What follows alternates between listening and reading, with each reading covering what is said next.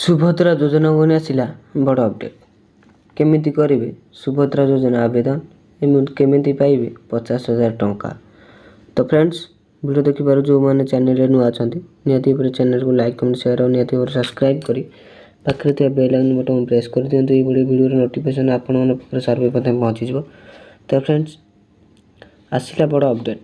ସୁଭଦ୍ରା ଯୋଜନା କିଏ ପାଇବେ ଟଙ୍କା ଏବଂ କେମିତି କରିବେ ଆବେଦନ।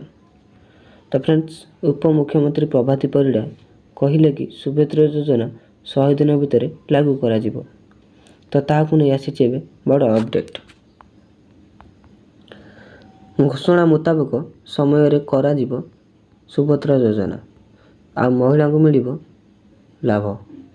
100 ଦିନ ଭିତରେ କରାଯିବ ସୁଭଦ୍ରା ଯୋଜନାର ଆବେଦନ।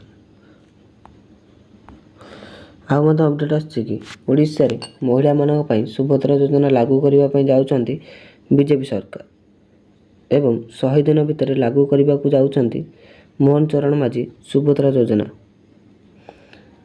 ଏବଂ ସୁଭଦ୍ରା ଯୋଜନା ଆପଣମାନେ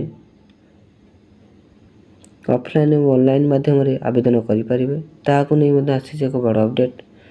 ଏବଂ ଅଫଲାଇନ୍ ଓ ଅନଲାଇନ୍ ମାଧ୍ୟମରେ ଆବେଦନ କରିବା ପାଇଁ ଆପଣଙ୍କ ପାଖରେ ଡକୁମେଣ୍ଟ ଥିବା ଦରକାର।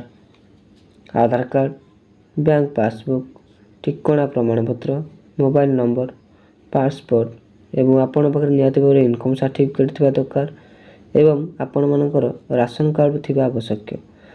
ତ ଏହି ଭିତରେ ଯଦି ଆପଣମାନଙ୍କ ପାଖରେ କିଛି ନଥିବ ତାହେଲେ ଆପଣମାନେ ସୁଭଦ୍ରା ଯୋଜନାରୁ ବାଦ୍ ପଡ଼ିଯିବେ ତଥା ଆପଣମାନଙ୍କୁ ସୁଭଦ୍ରା ଯୋଜନାର କିଛି ଲାଭ ମିଳିବନି। ଏବଂ ତା ସହିତ ଆପଣମାନେ ମଧ୍ୟ ଓଡ଼ିଶାର ଜଣେ ହିତାଧିକାରୀ ହୋଇଥିବା ଦରକାର କିମ୍ବା ଓଡ଼ିଶାର ଜଣେ ମେମ୍ବର ହୋଇଥିବା ଦରକାର। ନଚେତ ଆପଣମାନଙ୍କୁ ସୁଭଦ୍ରା ଯୋଜନାର କିଛି ବି ଟଙ୍କାଟେ ହେଲେ ଫାଇଦା ମିଳିବନି। ଆପଣମାନେ ସୁଭଦ୍ରା